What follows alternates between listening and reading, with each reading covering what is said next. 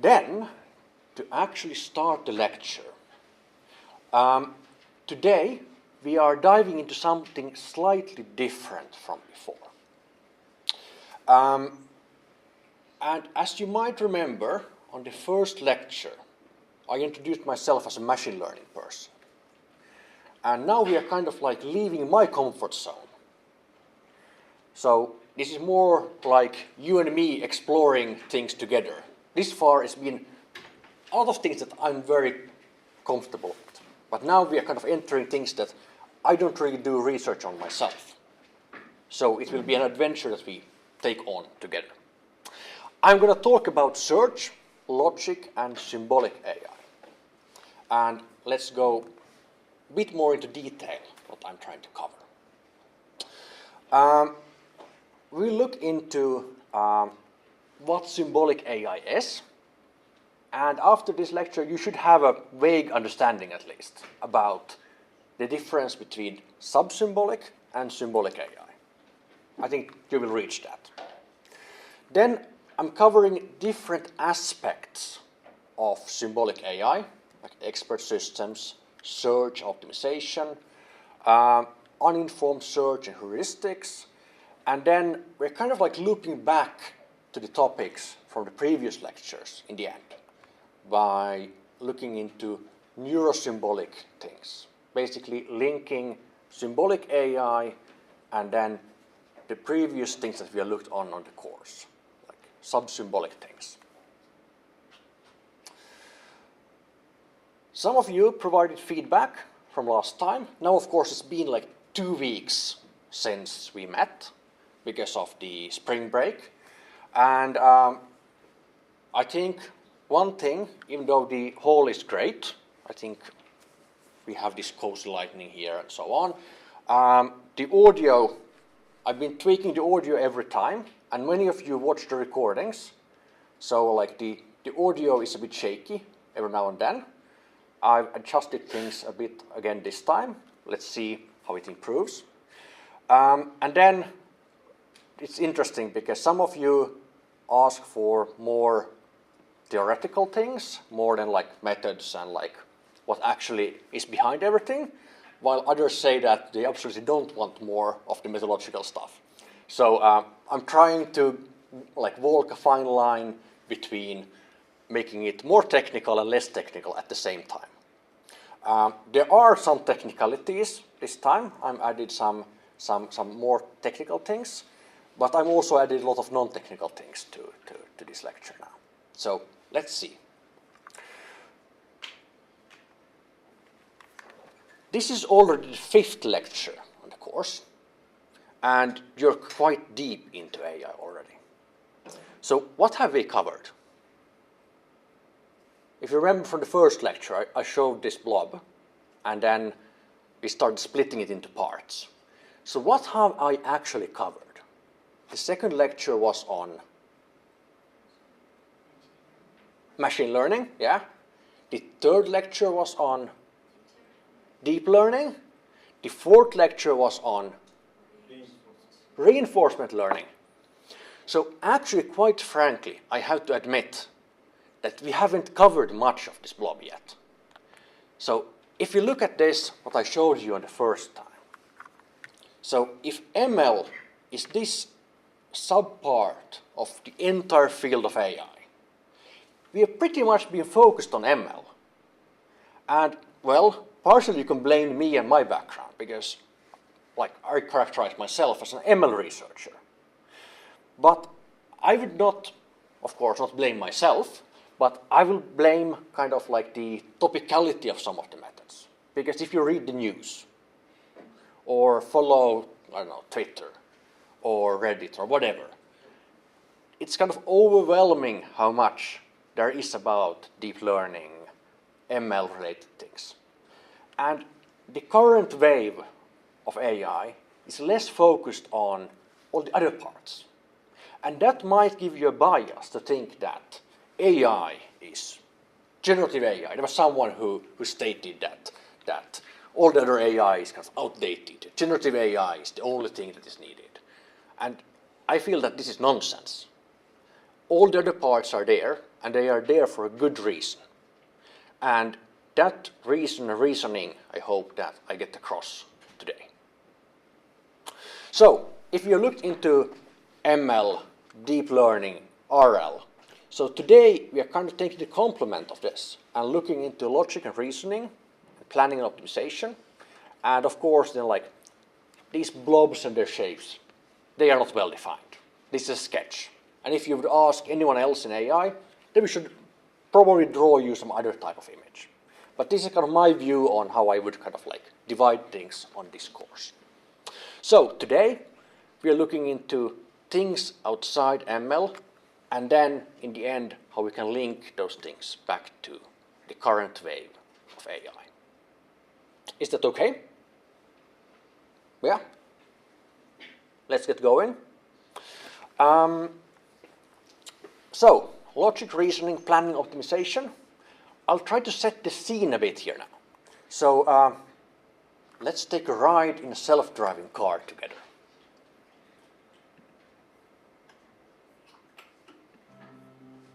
For a vehicle to drive itself, it needs to know where it is in the world, and it also needs to know what's around it. Based on these factors, it needs to be able to make smart and safe driving decisions in the real world. And once you get in the car, you start to get a real feel for the way the technology works and what it's like in real driving situations. So there are a few things that have to happen before the car can safely drive itself. First, it has to figure out its location in the world. So we use GPS, but GPS isn't always that accurate, which is why we rely on other sensors like the laser, which picks up on details in the environment that help us identify a more precise location. So think of the sensors as the car's eyes and ears, with eyes that can see far off into the distance and 360 degrees around the car. And the great thing about having all these sensors is that they can talk to each other and get cross-checked information about the environment. So while we take a ton of information using our sensors, it's our software that really processes all of this and differentiates between objects. All these objects are visible on the laptop that the safety drivers use while testing the vehicles. Based on what the vehicle senses and processes, these objects will be represented by different colored boxes. Cyclists will be red, pedestrians yellow, and the vehicles will appear as either green or pink. These boxes demonstrate the processing that takes place in the software. And think about the complexity here. People look different, cars have different shapes and sizes, yet despite these nuances, the software needs to classify these objects appropriately based on factors like their shape, movement pattern, or location. For example, if there's a cyclist in a bike lane, the vehicle understands that this is a cyclist, not another object like a car or a pedestrian. So the cyclist appears as a red box on the safety driver's laptop. And the software can also detect the cyclist's hand signal and yield to them appropriately. When our engineers think about what the car should drive and how, safety is always the top priority. So the vehicle takes into account many things like how close it is to other objects or matching speed with traffic or anticipating other cars catching in. For example, as a passenger, it can feel a little uncomfortable passing by a large vehicle on the road. Our engineers have taught the software to detect the large vehicles, and the laptop shows larger boxes on the screen. As a vehicle passes by a large truck, it will actually keep to the farther side of the lane and give ourselves a little bit more space. And we've also taught the vehicle to recognize and navigate through construction zones. The vehicle sensors can spot the orange signs and cones early to alert the car of any lane block ahead, and then we can change lanes safely. Another thing that's really important is for the vehicle to drive in a naturalistic way, because when it's natural and the car abides by social norms on the road, it's also safer. For example, at four-way stops, people typically rely on eye contact to communicate whose turn it is. And in our case, the vehicle inches forward into the intersection to indicate its intent. So my role as a safety driver is first and foremost to keep the car, myself, and everyone around me safe. And in addition to keeping the car safe, I also provide detailed feedback to developers and let them know the car does anything that maybe I wouldn't have done personally. Maybe the car wasn't assertive enough in a lane change or wasn't fast enough at a green light. We provide the detailed feedback so they can fine-tune the whole driving experience. By getting out there and driving in the real world, we're getting a better understanding of what exactly it's going to take to improve the safety and comfort and ease of transportation. And that's really what our project's all about.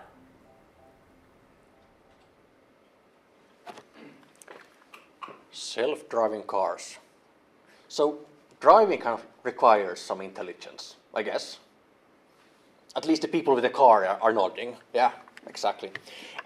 So if you think back on that video now, and if you have a car that can navigate on its own, so what are the kind of ingredients that are needed? What like building blocks? If we would start now like building a self-driving car together, what kind of blocks would it need? Most importantly, spatial awareness. Spatial awareness. How would you do that? Sensors, LiDAR cameras, ultrasonics, radars, as much data as we can get. Then you get a lot of data. And then when you have all that data, what would you do with it?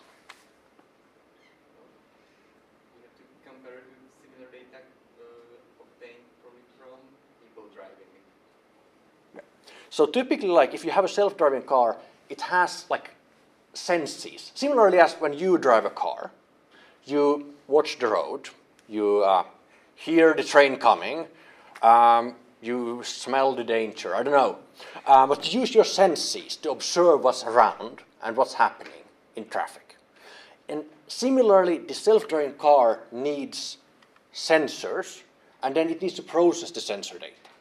And typically that is done by like, computer vision methods and so on. Typically those methods are like learning based. They are like typically neural networks basically that observe what's around and kind of give a sense of that spatial awareness. Okay, do you need anything else than senses? If you can hear and smell and see, is that enough to drive a car? You need a set of policies, like to understand the traffic, and You- like the traffic, what traffic is, the laws, like can I pass or will the other car pass? This sort of. So from the audience, I'm repeating this. Like you need to know the rules of traffic. You need to have like understanding of what happens when someone passes you and so on. Yeah, and almost act in near real time because someone can just cross the lane, right? yeah, and this needs to happen in real time.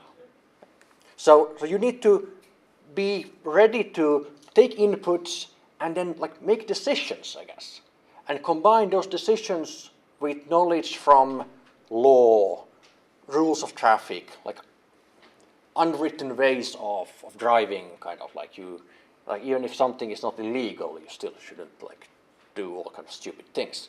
So there's a lot of like silent knowledge as well that we humans use when we drive. So in the video, for example, there was this case where they said that if there's a big truck in the lane next to the car, so then the self-driving car should kind of like go to the other side of the lane so that it leaves more space. And as a human driver, that's something that I would do. So then the question is that how to make a car with that kind of properties. So if we think of what sort of properties do we desire when it comes to intelligence, if we agree that intelligence is something that is needed in a self-driving car. So what kind of properties? There's a comment. You need a sense of self and a kind of something that would want to protect itself from the truck if it's a maximizing function that tries to avoid crashing into the truck or the truck crashing into it. So the sense of self, simulating or emulating that with a functional kernel of some sort. So from the audience, the comment is that the AI would need like a sense of itself to kind of like try to protect itself from crashing into the car. Some sort of like policy to try to survive, maybe. If that would be summarized easily like that. Yeah, I'll pose this question slightly differently. Would you be comfortable sitting in a car that would be driven by, say, ChatGPT?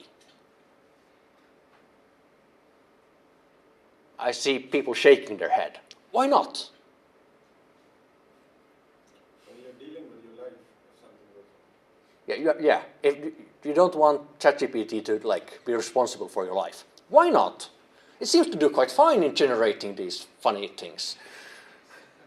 Well, you said that you cannot predict what an might do like 100%. It might sometimes deal with this like exploratory ways. So we talked about like these deep learning models earlier in the course, and basically they are like really boxes that you cannot look into. They're like black boxes. You don't know what they do, and it's super hard to like read out why the model did something. Which also means that it can also do unpredictable things. So there's kind of no guarantee that the car driven by ChatGPT wouldn't suddenly decide that it wants to like crash into some other car, because there's no guarantee that it wouldn't do that.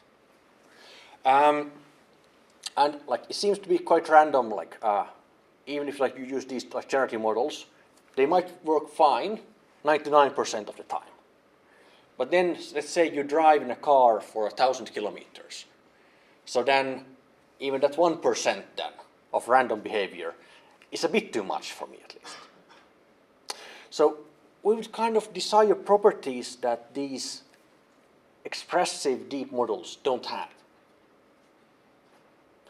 And that's what symbolic AI is about.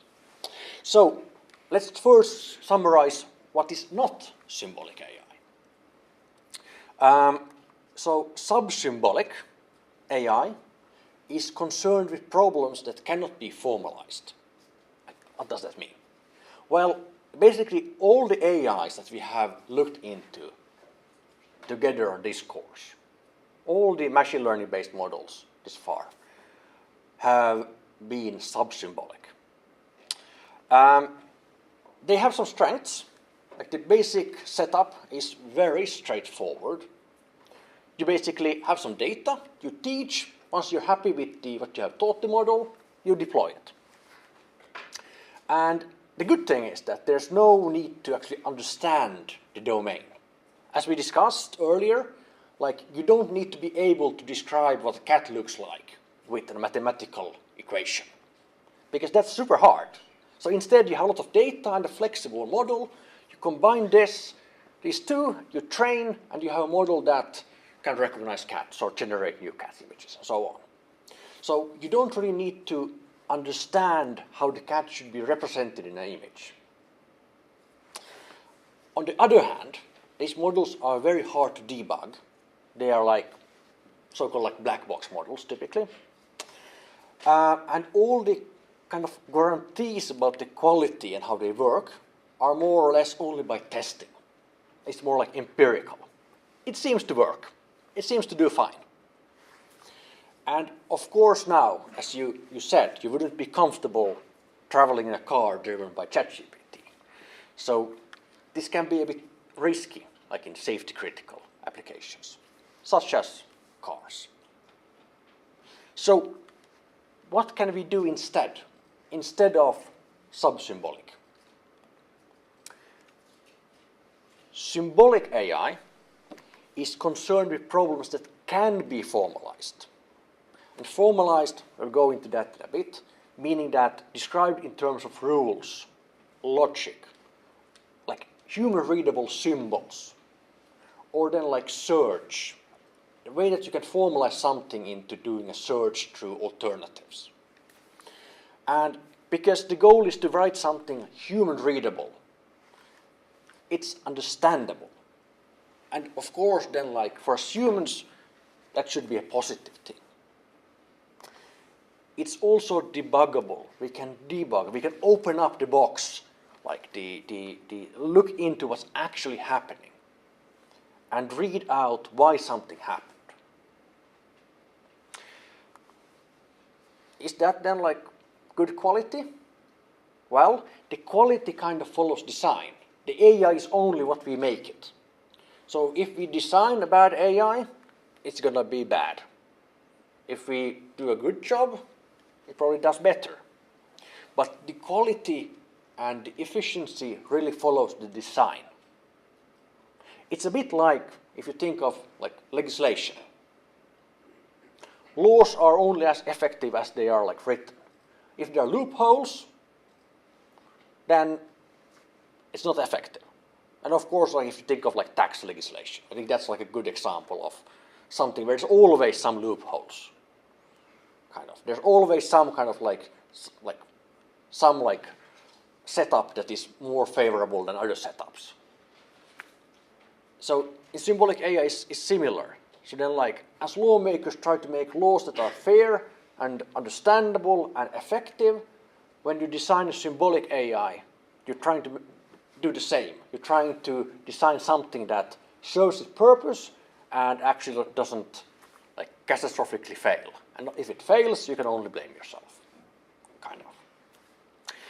And of course then, because you need to design this, it's super difficult to design it if the problem itself is poorly understood. Again, I use the cat as an example. How to describe a cat so that it would actually be like describing a cat in pixel space, so that you could describe how the pixels should be next to each other so that the image represents a cat and nothing else. That's super hard.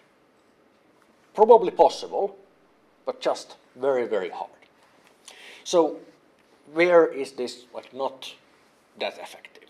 Well, speech recognition, image classification, maybe text generation and so on.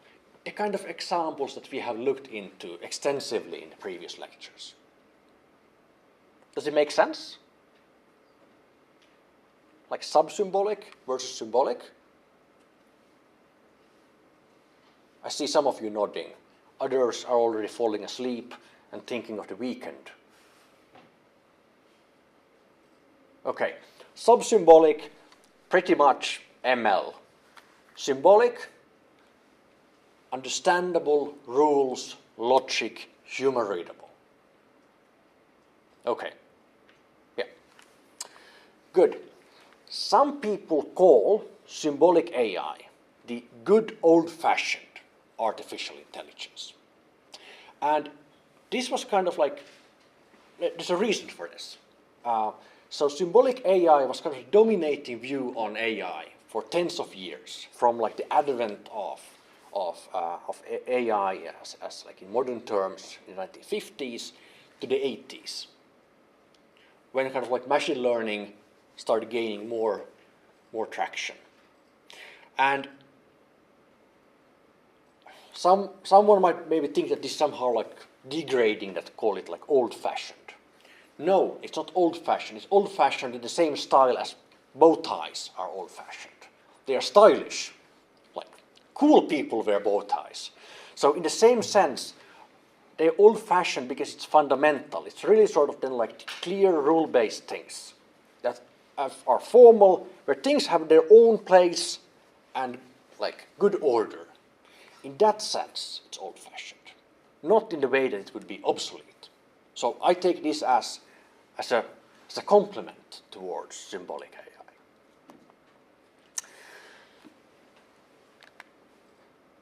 So methods in AI that really try to base themselves on so-called symbols, human-readable representations of problems, and then forming logical expressions, and then searching over different alternatives that you can then combinations and solutions that you can do with these. That is sort of what is encompassed in symbolic AI. As I said, it's a dominated paradigm in AI from the mid-50s to late 80s, and this is still a very active research area. Of course, many of the fundamental algorithms have been developed tens of years ago, but I'll try to show you later on here that these are a very, very important ingredient in contemporary AI, even if people don't write so much about this in the news, and there's no hype in the same sense going around as for many deep learning and ML things. A couple of words about logic. And now, on the first lecture, I think I had the title slide had these Greek philosophers hanging around with their laptops. So, if sort of much of the historical background of AI starts already from these philosophers formalizing thinking in terms of the language of mathematics and so on. So this is kind of the continuum of that. And when it comes to logic, of course, then like logic, it was drives decision making, for example. So when you drive a car, you're constantly thinking of how to act in relation to the other players in the traffic. And input that comes in, you see a rock on the street, or there's a plastic bag flying from somewhere. So what it initiates is that you get observations, you get information, you combine information, and you make decisions. Because of something, you do something else. And logic is like the propositional logic is sort of like the logic that you might have stumbled upon on some like basic course in mathematics or in high school or so on. So basically, things like that, if cat is hungry, it will meow. If P is cat is hungry, the Q is cat will meow, then like P leads to Q. This is kind of like the set of like propositional logic, where you have statements that are like true or false, and you combine those, and so on. Then like taking that to like a next level, it's called like predicate logic. It like extends the language like logic by incorporating like quantifiers, like allowing expressions and statements about like objects, like variables and their properties. So somehow I always end up with these cats and dogs as examples. But if I want to write down a statement in the language of logic that all hungry cats will meow, then I can do that with these basically as a programming language type of statement, where I have like that for all, if X is a cat, this is a cat, that returns the true if it's a cat, and if X is hungry, this returns true if X is hungry, then X will meow. So this is a way of writing down statements. And this doesn't mean that you as humans would need to write this out and explicitly as statements, but more that there exists a language that actually is like formal in the sense that statements like this can be written down. Somehow, I think that actually this extensive use of logic and reasoning has been very important for us as a species to develop from some sort of apes looking at the sky and thinking of deep thoughts into like us being here in this lecture hall and I'm explaining something as complicated as artificial intelligence. So somehow actually like being able to think and formalize the thinking has been very important for us as a species as well.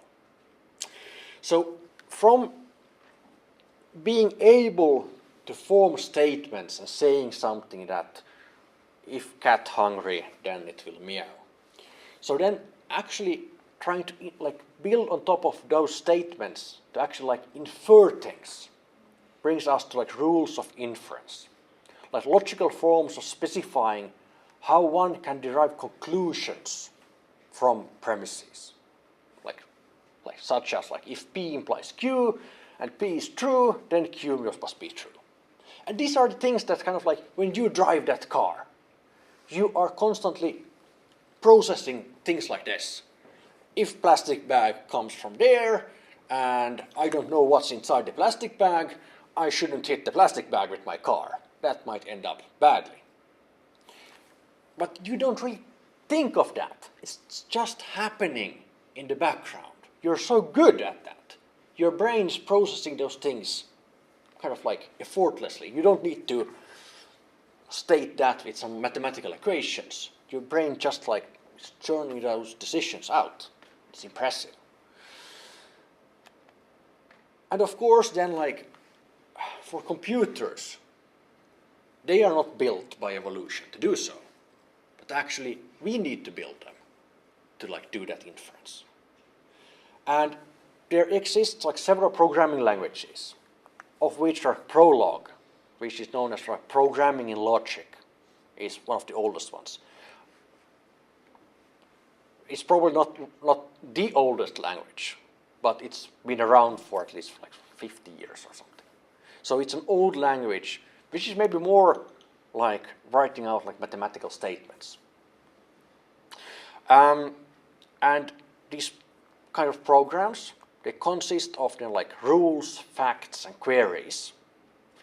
And the language like engine attempts to like satisfy these things by actually like searching like backwards through. So you start from the result and then try to search backwards that is this possible actually.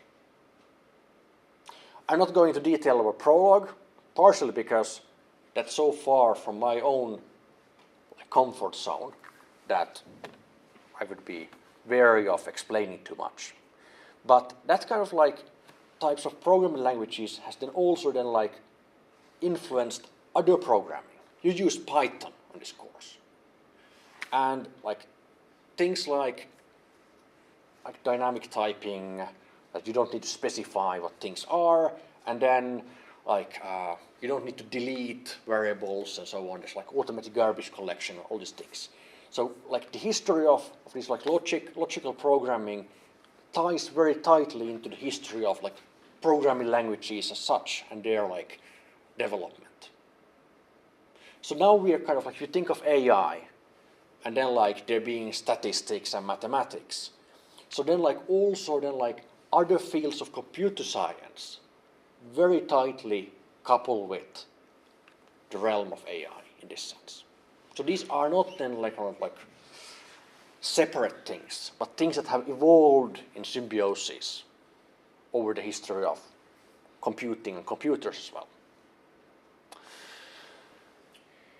Well, what can you use all these things for?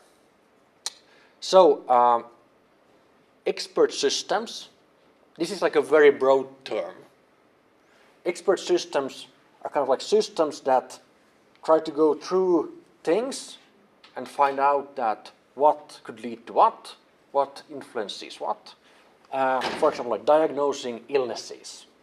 You feed in the symptoms and then it's kind of a search performed to check that what could be the like cause for these symptoms. Like treatment recommendations, financial decisions, and so on. Of course, then in like mathematics and so, then like automated like theorem provers, of course, then like benefit from the use of logic. And I put an example of Siri here. It might not be the best example of like a logic-based query system, but it gives you the idea. So systems that allowing querying like big databases with information with like logic-based languages, like enabling like complicated queries that you want to find something that is hard to find, but you can describe things very clearly in the language of logic. Or then you can describe it in natural language, and which is then transformed into a query that is very formal. So all these are kind of like useful things that wouldn't exist without the extensive use of logic.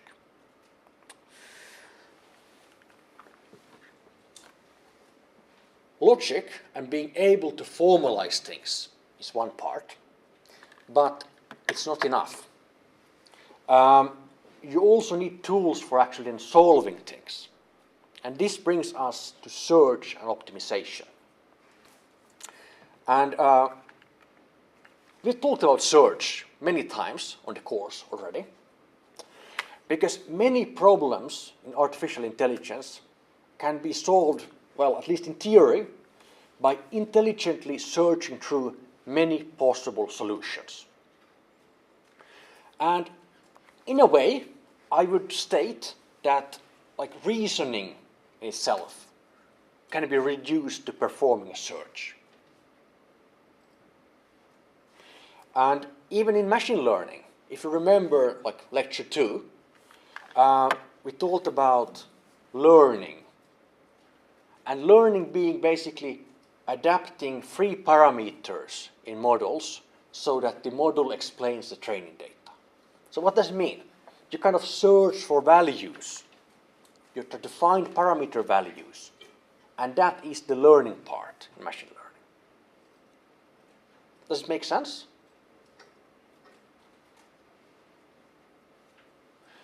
And also, like, well, if I think of life in general, like every single moment I met with a lot of like decision making. Because there's so many like degrees of freedom. Like I can suddenly start singing. That's a choice I make. Or I could just walk out the door right now. I could make that choice. And then I don't know even how many muscles I have in my body. But then like on every single moment, I kind of make an active decision what to do with those muscles. So there's a lot of like decision making. And then we talked about RL before, which links to this article that you read, the first exercise session. Do you still remember the first article that you read? One person does. Like you also do. Yeah? How about the rest?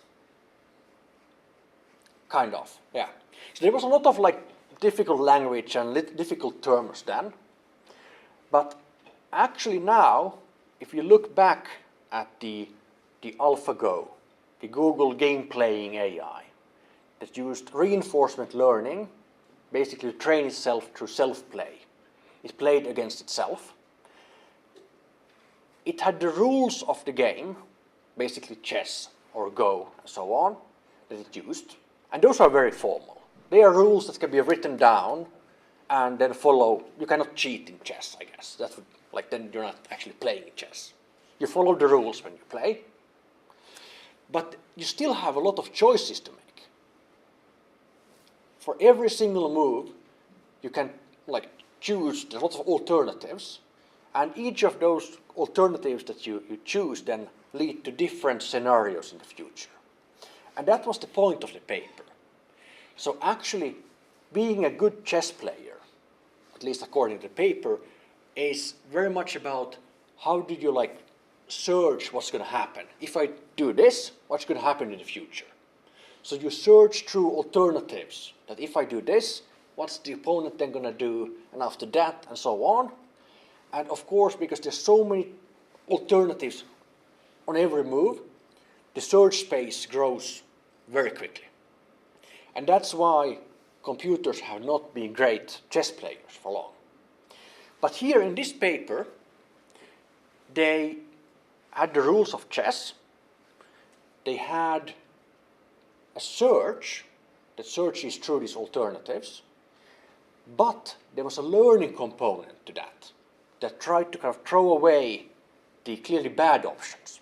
Probably a bit like human chess players.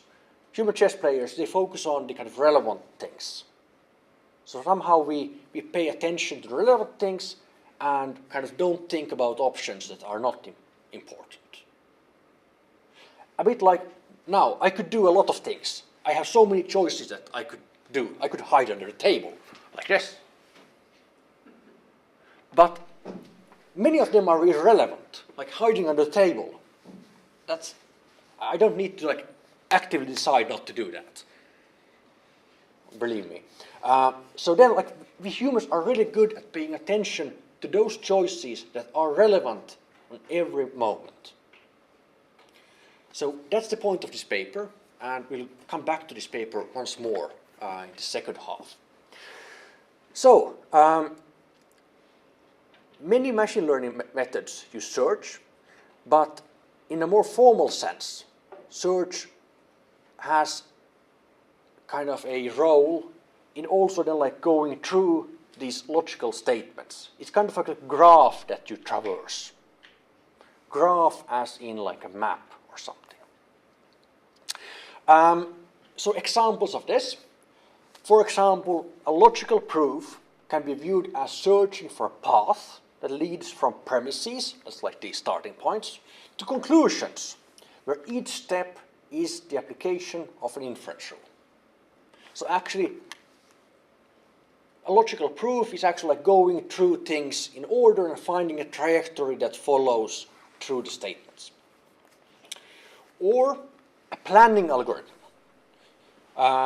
It basically searches through like a trees of goals. It's kind of like a tree in the sense that you take a step and then the things like branches out, and then you need to choose a branch and follow that, and then there are like branches out again. So then like you need to make like consecutive decisions. That is basically you then try to search through all those decisions to find a path from a starting point to a goal. And we talked about RL last week, and then there we talked about search as well.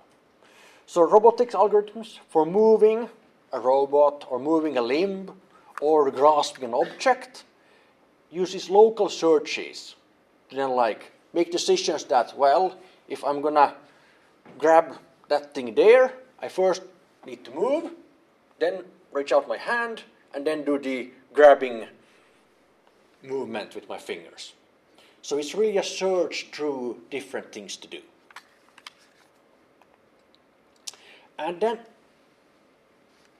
there are so many use cases for this. So just as examples, think of scheduling, like for example, airline routing.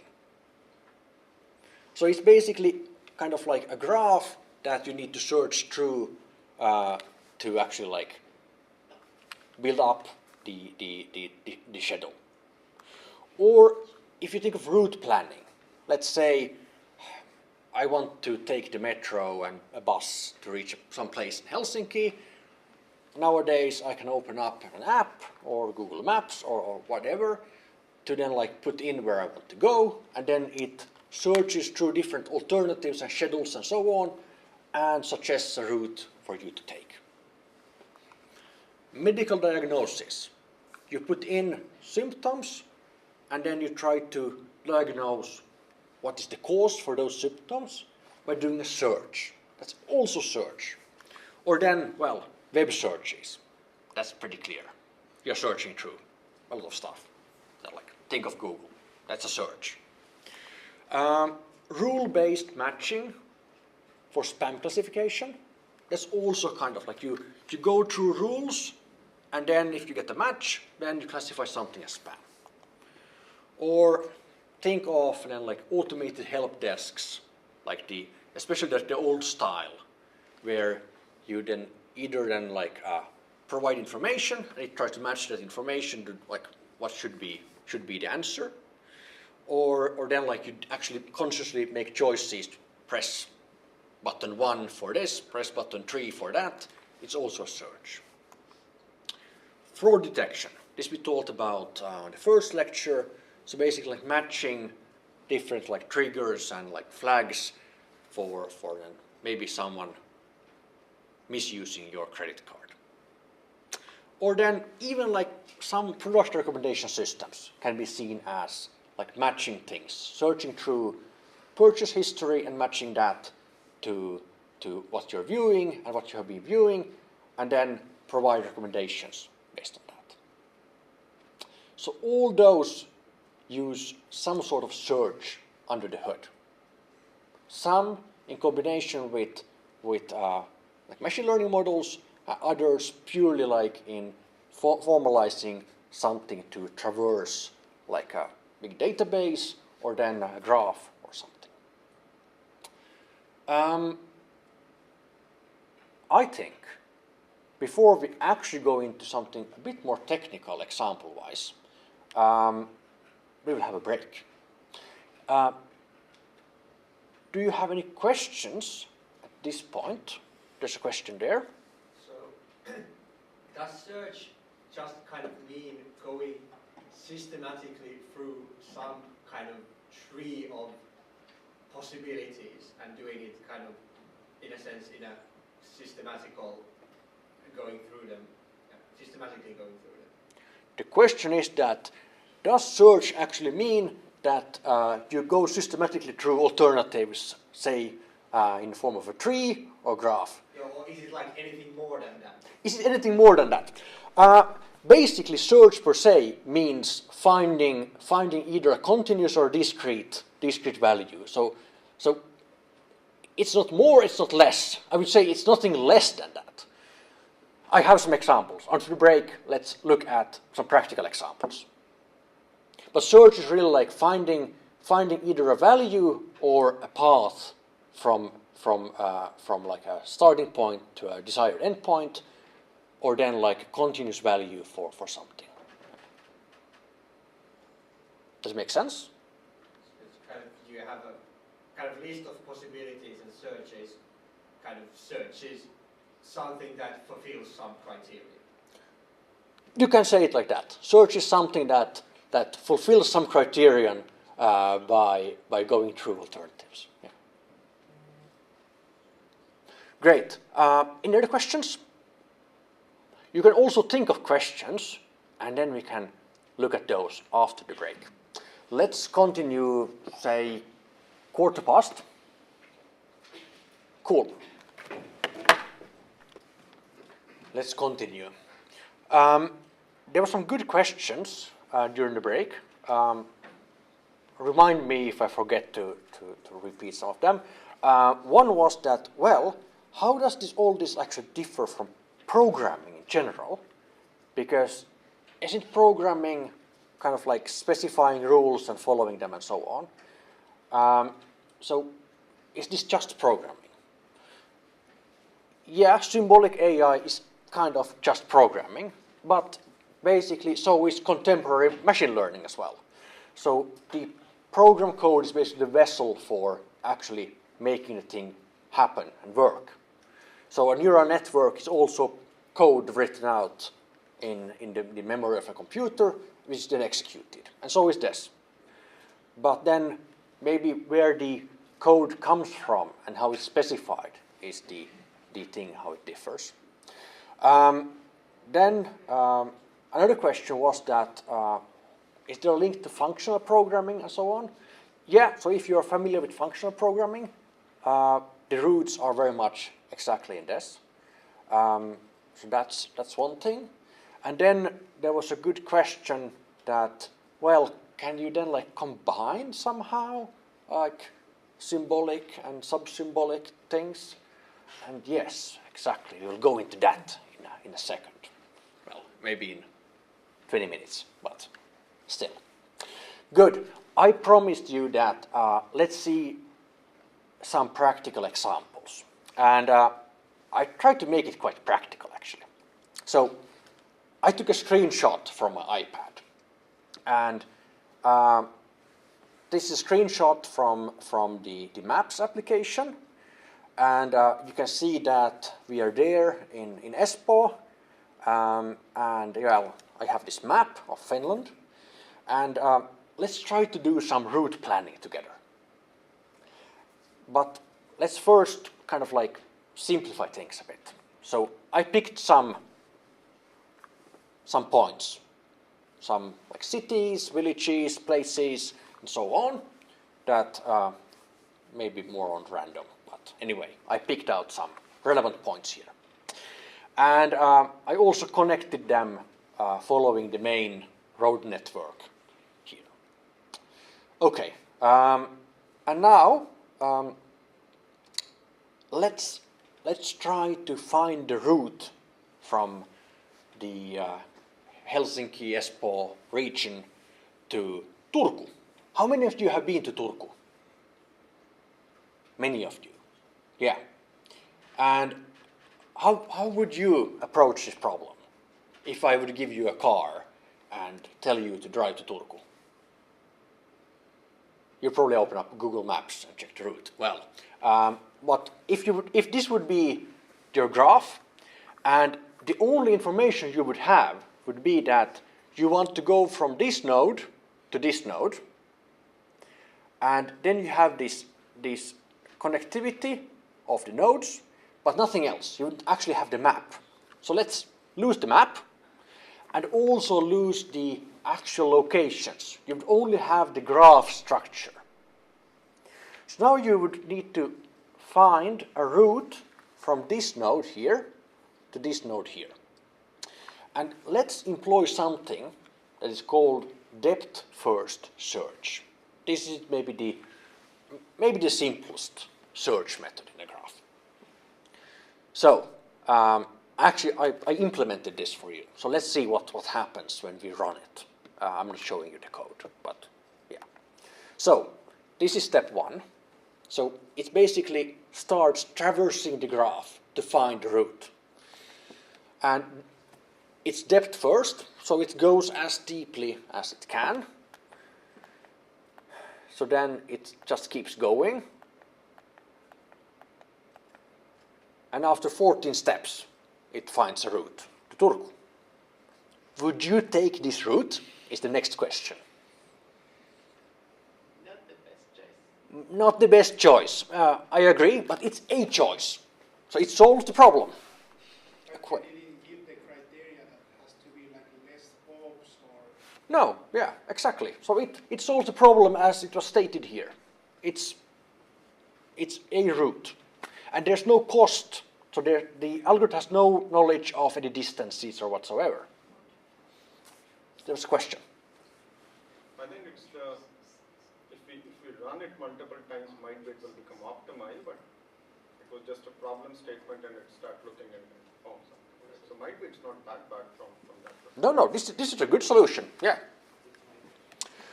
Okay. The kind of other option is not to go depth first, right? But like breadth first.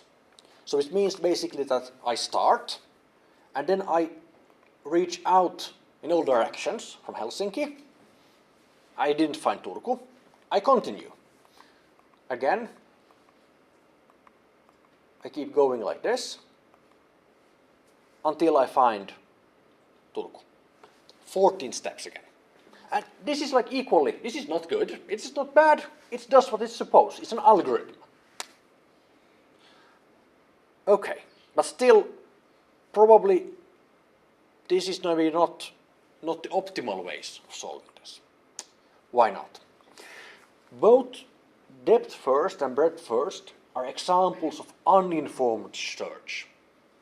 It doesn't have any additional information, it has the graph and it traverses the graph to find a solution. And this is not very practical, it's actually quite heavy for large systems. If I actually would have the map of Finland there, with all roads, how they connect and so on, this would not be a good solution to that. So instead, it's good to apply some heuristics for making the search kind of smarter, like informed. And with additional knowledge, we can make the graph traversal more efficient, like in performing an informed search. And what do I mean by heuristic? I kind of mean that we try to add some more sense, maybe some like common sense, that helps the algorithms to look into the relevant choices. And this is exactly what also then like the AlphaGo method did. It tried to improve the search by trying to like discard all the bad alternatives, by like learning a heuristic in that sense. But in this case, we now can actually like write down a heuristic. And the probably best known algorithm for doing an informed search is the A* algorithm, which is a graph traversal or like path finding algorithm. And it's known for its like completeness, optimality, and like optimal efficiency. You can prove that it's actually optimal in some sense to solve these problems. And it was originally like developed for some like route planning of some like robotics things. So it's basically given a weighted graph and a source node and a goal node. Basically, in our case, the source is Helsinki and the target is Turku. And the algorithm tries to find like the shortest path in terms of the weights of the graph. And this is an informed search where the guiding heuristic, this common sense added to the problem, is specified in terms of the weights in the graph. And now, if we go back to our problem, I now calculated the distance. This is like approximate. I rounded it off to the nearest 10 kilometers to make it slightly more elegant. So now I calculated kind of like the distances between these different cities or villages or points on the map. And now actually this morning I actually like really I wanted to see if my heuristic like implementation of the A star was actually matching the actual thing. So I coded up a star algorithm and ran it for this problem. So this is not just me coming up with some numbers, but actually the A star running. So how it does is that it actually then tries to use the information of distance. So probably like the shortest distance is probably like specifying the right direction to traverse the graph. We could also specify some other way in terms of if we know that Turku is westwards, so we could have like a lower cost for everything that leads west or something. But here I'll just use the distances because it tries to find the shortest path anyway. Okay, so let's employ the A star. So because it knows the starting point and the end point, it's kind of sensible for it to start by comparing how far they are from each other. And then it looks at the neighbors of the starting point and compares the distances to the end. And that goes through all of them. And after that, it actually has all the information it needs. Then it finds the shortest path. Pretty cool. It actually worked out. I'm super happy with my implementation. So now, like you saw that was basically like something like 8 steps, 7 steps. So compared to those 14 steps that kind of like went all around the map to reach Turku. So maybe you can believe me that this is kind of the optimal solution in some sense for solving this problem. Okay, let's make things slightly more difficult. Do you know the Rubik's Cube? Have you solved it? You have? Okay, really good. I haven't. This is how far I got. I got this cube from some like Amazon stand at some machine learning conference years back, and I'm pretty bad at solving it. Apparently, there's an algorithm. There's kind of like a description of how to approach the problem to actually solve it in a systematic way, but I don't want to use that. I actually want to come up with that on my own, and I never have time actually to go further than this. So the cube has like some 4 times 10 to the power 19 states. And I don't know what that number is called, but I know that it's a really big number. Even so, it's probably always solvable with a maximum of 20 moves, which is quite astonishing, I find. And an optimal solution can be reached by a so-called like iteratively deepening A star algorithm. So that actually like goes through then and provides you a path through the different moves that you should do to find the optimal solution from the starting point when it's like all messed up to the solution where all the different sides have just one color. And most games and puzzles, and I made this comment that, well, isn't life like just a big puzzle as well? Maybe you can think of that. Can be formulated as a similar sequential decision-making process. So actually, like, you graduating for your degree is kind of a long search through choices and things to do on different courses and so on, choices in life and choices between whether to go partying tonight or study the whole weekend and so on. So life is about choices and decision making. So you could think of life being just a game where you like search through alternatives and find a path through that. I know this is either depressing or good news, depending a bit on how you take it, I think. I see that not everyone agrees. I respect that. Okay. I'm going to talk about neuro-symbolic AI. And this is something I promised earlier. So neuro-symbolic AI is a type of artificial intelligence that integrates both neural and symbolic AI architectures. And why? So basically, it tries to combine strengths and address the weaknesses of both aspects.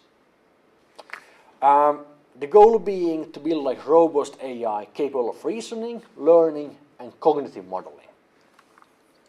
And I put this robot here. So if you think of a purely symbolic AI, say that we put that AI then in a robot and it's assembling something. I don't know what it's actually doing. It's maybe assembling something here. So of course then the robot doesn't really benefit, or so you would think, from dreaming about a beach vacation. But then again, it probably should have its rules. It should, if it's assembling, maybe, let's say it assembles smartphones. So it should have the semantics of the phone and the knowledge of the parts and how they should be put together and so on, and it should just do that. Okay, so it's purely symbolic in that sense. Or the other alternative would be that it will be run by some machine learning method where it has explored what happens when it tries to combine the different parts and build that smartphone, and then it probably gets some reward in terms of some good karma numbers in case it assembles the phone quickly, and that's another option. But that's probably a hassle to train and a bit random what it does. Every now and then it just smashes the phone and breaks it because it's exploring its alternatives a bit. So, kind of a good approach would be to have that symbolic part for actually doing the job it's supposed to do. But then, on the other hand, also having that more creative part that makes the AI robust to surprises. Because if it's poorly programmed, that there's kind of purely programmed that there's some rules and it follows the rules, what happens when there's something unexpected happening? Suddenly one of the parts is upside down. And then it just gets confused because no one programmed it to react to a part that is upside down. Or suddenly there's, I don't know, someone leaves a sandwich in front of it. And behold, the robot is super confused. A sandwich. No one specified in the rules what it should do when it sees a sandwich. So, in that sense, actually having a robot that is capable of more creative thinking can be a good thing. And this is kind of what we strive for with neurosymbolic AIs. So, to give you some practical uses, and I'm super happy that there actually are some practical cases. So, I've talked about AlphaGo a couple of times. You read the paper and so on. So, you can say that AlphaGo uses symbolic techniques to invoke neural techniques, because at its core it has the rules of the game, the rules of chess, and it follows those rules. But then it also needs to do this search, this like Monte Carlo tree search, to search through alternatives and what it should do. But then, because the search is tricky, it actually has a learning component, basically a neural network, that it trains to help it in having the guiding heuristic what it should focus on, how to discard the clearly bad or irrelevant alternatives. So it uses the symbolic approach, which is the Monte Carlo tree search, and the neural techniques to kind of evaluate the game positions. So it combines kind of aspects of both.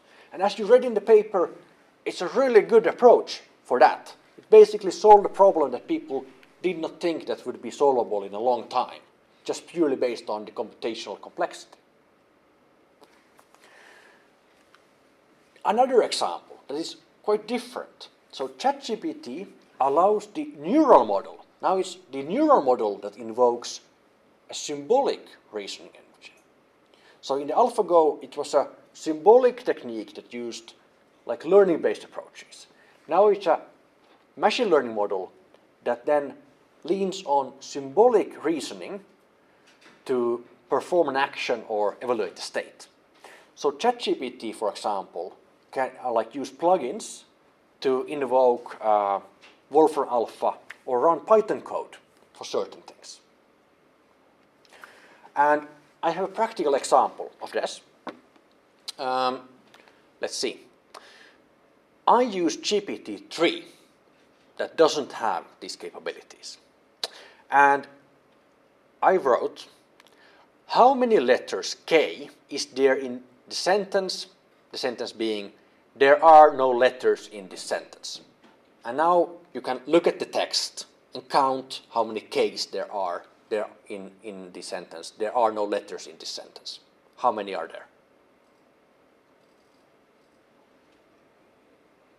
Please use your symbolic reasoning engine in your head.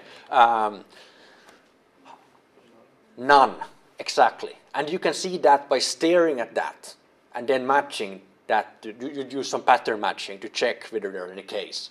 And there are no K's. But ChatGPT gives me this answer. In the sentence, there are no letters in this sentence. There are 4 instances of the letter K. What the actual... just read the text. There are no letters K in that. So this is an example of hallucination, because it cannot systematically go through the text to check whether there are K's, which you as a human probably would do. So this is kind of a limitation. It's very good at being creative. It's good at telling stories about this and that, or coming up with different things. But then to do systematic things, it really sucks at. So wouldn't it make sense now to instruct the creative generative AI that if it stumbles upon a thing like this, it should actually, instead of trying to figure out or coming up with some bogus answer, it should actually write a piece of code that systematically goes through the text and returns an answer, and then it will formulate that answer into a nice text answer. Wouldn't that make sense? So telling it that if it needs to count things or do more formal reasoning, then just come up with a code that does a thing for you, and then use the output of the code. Wouldn't that be great? That's what GPT-4 does. So I'm asking the exactly same question. You see, there's no difference here. So how many letters K is there in the sentence? There are no letters in the sentence. And GPT-4 gives me the answer. There are no K letters in the sentence. There are no letters in this sentence. Great. Was that because this GPT-4 model has they have multiple models that they run in parallel and there are more parameters and so on? Is it because of that? No. It's because if I click on this thing here, I actually see that the generative AI started by recognizing that I'm going to suck at answering this question. Let's write a piece of code that helps me. So then it wrote this Python code and ran it, got a result, and then based on the result, it could answer me that there are no K's in this sentence. That's pretty smart. And that's maybe, it's not exactly what you do, but it's more similar to that. So instead of coming up with some bogus answer when I ask you how many letters K there are, you actually invoke your symbolic reasoning engine and actually go through and match and see that there are no K's. And GPT-4 did the same thing. So it's kind of like realized or it's been told that if this happens, then you should actually invoke Python. Makes sense. That's pretty cool. So then, if we try to take this a step further, so Gary Marcus, who I mentioned earlier, you probably don't remember, he is this famous AI skeptic and who has quite sane comments on generative AIs as well. So he has written this thing that is online. I don't still know if it's published or not. But in his text, he actually poses these 4 cognitive prerequisites for building robust artificial intelligence. And now if you remember what we talked about in the first lecture, and I talked about types of AI and so on. So I introduced the term artificial general intelligence. Do you remember that? What was a general intelligence? Anyone? Narrow intelligence. Yeah, so like most of the intelligences or the methods that we have actually been looking into in this course are narrow. They are tailored for one task. While then a general intelligence actually can do whatever. They're actually robust. You are general intelligences. You can sit here and listen to me, and out of this complicated, non-structured information that I try to transmit with images and speech, you can actually figure out things. But you can also do other things. You can go home, you can cook, you can go and drive that car that we have been talking about today. You can do so many things because your intelligence is general. You can adapt to different cases, learn, and then like use your body and your muscles and your mind to do so many different things. And artificial general intelligence tries to replicate this like human kind of like adaptivity and robustness in artificial intelligence. And Gary Marcus here brings up 4 different things that would be kind of needed for that generality. One is hybrid architectures that combine large-scale learning, so learning is kind of central to this intelligence, with representational and computational powers of symbolic manipulation. A bit like when I asked you that how many letters K there are. You kind of like invoke different parts of your skills for different things. The other thing that is needed is large-scale knowledge bases. So basically, you need to have knowledge. It's not enough being good at combining things. You also need to have the knowledge that the background for doing that. And you need to have like reasoning mechanisms capable of leveraging those knowledge bases in tractable ways. And of course, in like rich cognitive models that work together with those mechanisms and knowledge bases. So if you look back at what I showed here, so the robot here, it's dreaming. And that actually can be quite important to have that creative side to it as well. Because that might make things robust. So if you just have rules to follow, there's no creativity, and then when something unexpected happens, you're not prepared to meet that, the chaos of the real world, so to say. So that's why you need to be systematic, but you also need to be creative. And I think that's why we have been so successful, we humans, with our intelligence.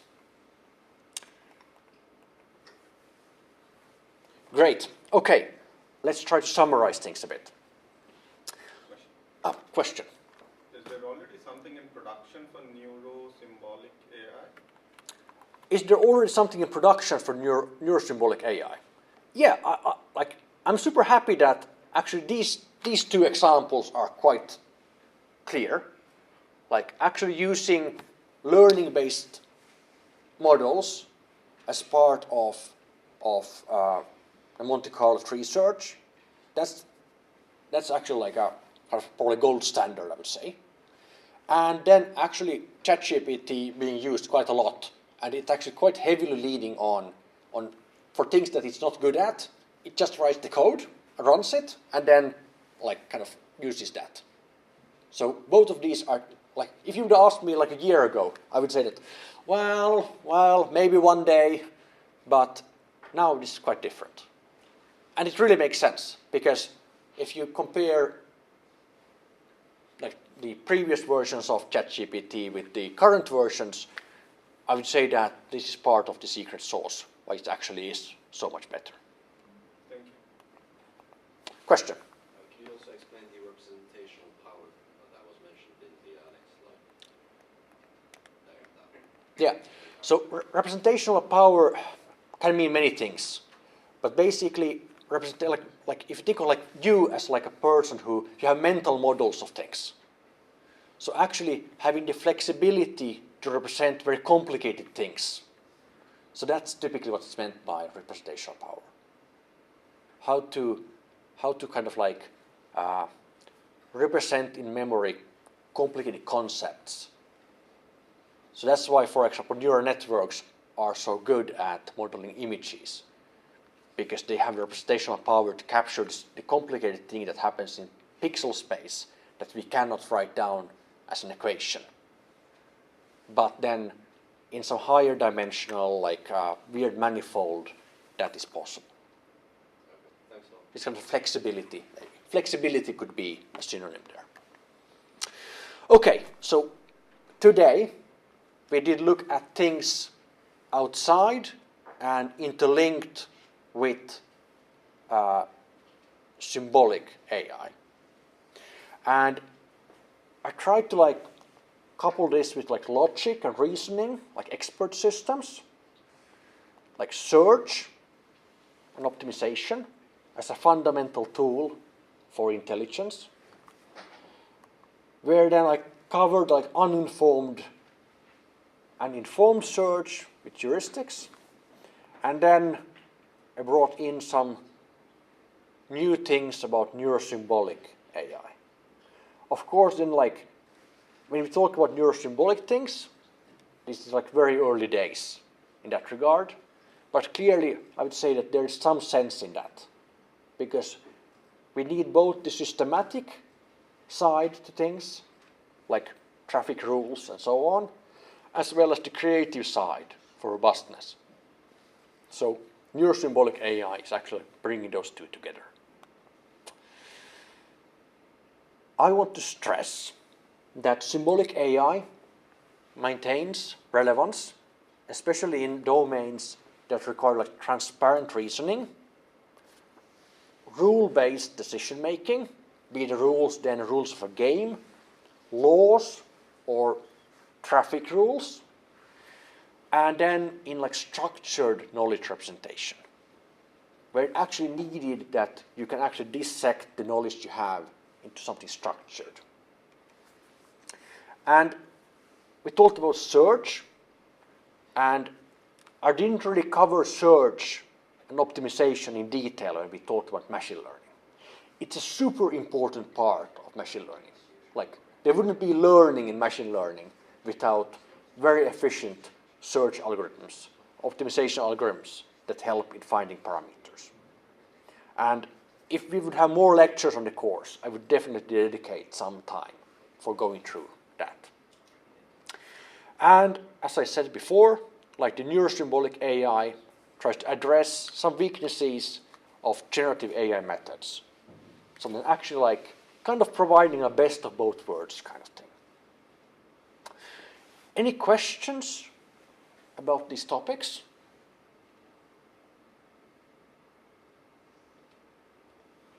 Everyone's happy? Did you get an idea of symbolic AI? Kind of. Good. A couple of words about what happens next and what's kind of left on the course. The last exercise session is on Tuesday, and that's dedicated for the course essay. Marcus will go through some examples of like previous like topics that have been covered and so on, maybe to give you some ideas. You're most welcome to come and discuss if you have an idea and if you're wondering if that's a good topic for the essay. But then also Marcus will walk you through kind of the peer grading component, which is an important part of the essay, because you actually then get to see and kind of like experience other people's opinions, comments, experiences in the form of their essays. And I think that's an important part of the course. The last lecture is next Friday in a week. And the topic will be quite broad, ethics and impact of AI. And a bit like today, we were like already outside my comfort zone. So next week, we will definitely all be equal in the sense that I think many of you might have kind of like better comments on many things than I have. So I'm happy to then see what you have to say about many things. And then I'll try to give you a short recap of the course topics as well. Also to stimulate maybe the essay writing. You've been asked for feedback so many times on this course, and you're probably already getting a bit bored with providing feedback, but that's basically the way how things like evolve and improve. And also that's the kind of things that like then this university follows on the courses, that should they act, should something be changed and so on, should they fire me and whatever. Don't laugh. So the official course feedback, there's this new system, and this is actually the first course now that is using this new system. Many of you have probably already used the new course feedback system that's in my courses. Do you get an email? Maybe? Some of you are nodding. Okay, then you will get an email and probably there are instructions. I customized it already, so there are some like specific questions about the lectures and so on. So you can actually say that if something was better than the others or something was worse than the others, so then you can provide that feedback there. And you will get those 2 bonus points for actually helping out in improving the course for the generations to come. Great.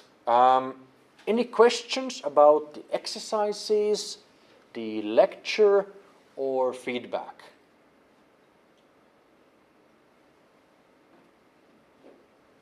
Everything's clear. And you're also waiting for the weekend, which I understand very much. Great. Let's end here. Thank you.